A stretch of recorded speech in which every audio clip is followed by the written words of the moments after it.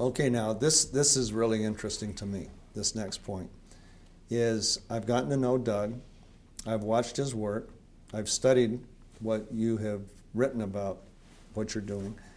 And I was shocked to learn that inflammation causes more, is it true or false, more heart attacks than any other factor. It's true.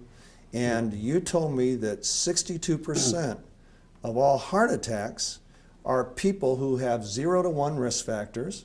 That's correct. And their doctor would really give them a clean bill of health.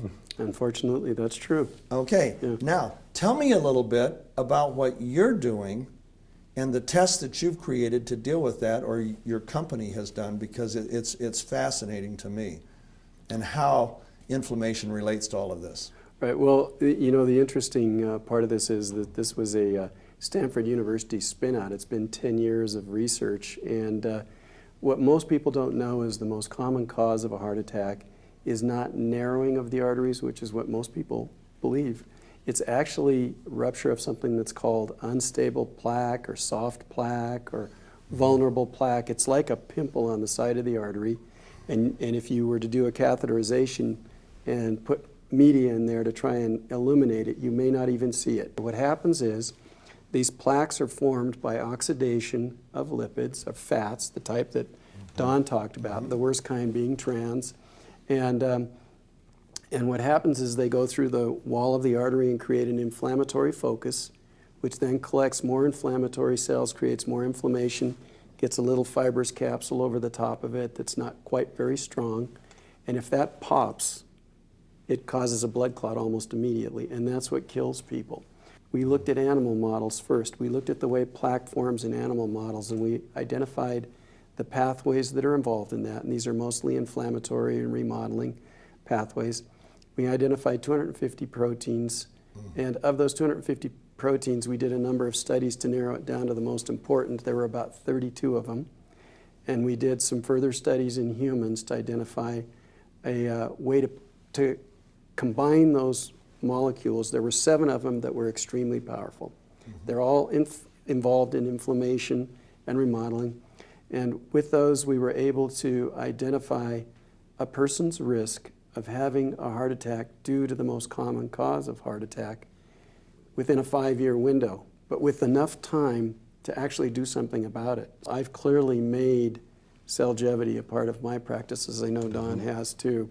And for a hardcore scientist like myself, that's a big admission, because I like the science behind it. I know the process behind it. I know that our mission is to identify people at risk, but then we have to do something for them, and we want to do something beyond statins, which are the kind of the standard of care right now. They have a lot of complications. They're good drugs, but the other thing that's important is that exercise is as effective as statins, or maybe even more effective in the right way that you do it. It strengthens the cap over it, decreases inflammation. But think about combining that with glutathione enhancement. Man, now you're really talking some serious preventive strategy. And so our company is devoted to that. We've developed a blood test that will help identify these people. And I want to stress also that this is not meant to replace anything that your doctor is doing right now.